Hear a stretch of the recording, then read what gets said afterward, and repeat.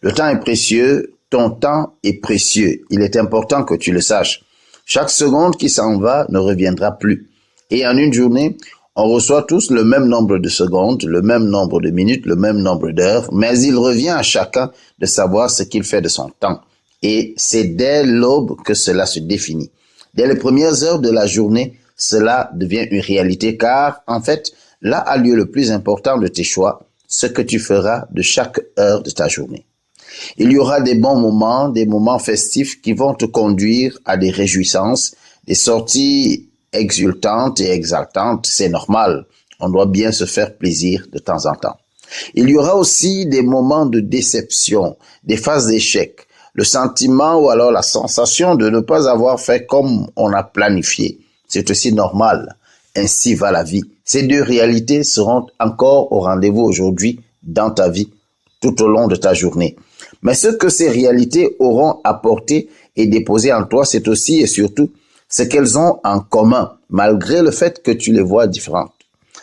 Ces réalités ont quelque chose en commun, c'est leur capacité à te détourner du programme que tu te seras fixé au début de ta journée. Dans tes réjouissances avec des amis et autres personnes qui te sont chères, vous allez vous abandonner aux échanges divers arrosés de bons petits plats qu'accompagnent des boissons appropriées, et cela pendant des heures, vous disant toujours que vous allez vous rattraper après. Mais tu l'as oublié, mon frère, cela t'a échappé, ma sœur. On ne rattrape pas le temps perdu. Il est parti et c'est tout. Il ne te restera que des regrets du genre, pourtant, je devais faire ceci ou cela tout au long de cette journée. Cela t'est déjà arrivé, je suis sûr. Et tu te retrouves là en train de te dire, pourquoi parle-t-on de moi? Nous parlons de l'homme en général, nous parlons de nous, et parce que tu es un être humain, tu te retrouves dans cette spirale. Dans le cas de nos échecs, on se fait aussi des nœuds au cerveau et on commence à s'inquiéter au sujet de notre avenir. Seulement, ce que les regrets provoquent en nous, ce n'est que la sensation d'être devenu une loque humaine, d'avoir échoué, d'être perdu et d'être un loser. C'est pour cela qu'il ne sert à rien de s'inquiéter sur sa vie tant que l'on vit. C'est une perte de temps et c'est nocif pour la progression. Tu es toujours en vie, c'est le plus important. Le reste fait partie de ton passé. Encore que Jésus le dit en Matthieu chapitre 6, verset 27, « Qui de vous, par ses inquiétudes, peut ajouter une coudée à la durée de sa vie ?» Vous empoisonnez votre âme en vous attardant sur le retard que vous observez dans votre vie par rapport aux opportunités d'investissement que vous avez eues.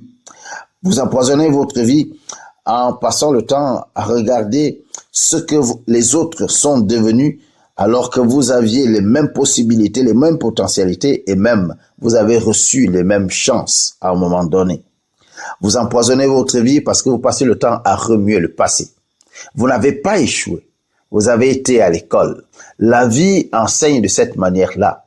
Tant que vous ne comprenez pas, elle vous maintient au même palier. Et une fois que vous avez compris, dites-vous que c'est là que votre vie commence. On n'échoue pas dans la vie. Celui qui veut avancer retient cette première leçon qui est un principe cardinal pour réussir. On n'échoue jamais. Soit on réussit, soit on apprend. Alors, quand on n'a pas pu réaliser quelque chose, on se dit, je n'avais pas compris ce qu'il fallait faire et aujourd'hui, je l'ai compris, je vais avancer. C'est la pensée négative de cet échec-là que tu cultives en toi qui te fait ne pas avancer, qui te fait être bloqué dans tout ce que tu veux faire. Et tu as l'impression que les gens t'en veulent. Tu as l'impression que tu as été, comme on le dit vulgairement, attaché au village. Tu as l'impression que c'est tel oncle, c'est telle tante, c'est telle personne qui te lie et qui t'empêche d'évoluer. La source de ton échec, c'est en toi-même. Et elle se trouve en ces deux réalités. La peur que tu as de l'avenir, parce que c'est inconnu, tu ne sais pas si tu vas réussir, mais également le temps que tu passes à te dire « j'aurais pourtant dû faire ceci ». Tu ne peux pas ramener le passé, mais tu peux modifier le futur et faire en sorte qu'il soit ce que tu veux. Alors, si tu es encore en vie, c'est le point de départ de toute vie et de toute réussite. C'est le plus important. Tu n'as pas pu faire ce que tu as planifié, pas de problème. Fais un autre programme et avance. Rattrape le temps en faisant meilleur usage des autres secondes qui te viendront. Et tu auras réussi, tu auras compris le pari de la vie. C'est ainsi qu'on bâtit son avenir. À bientôt.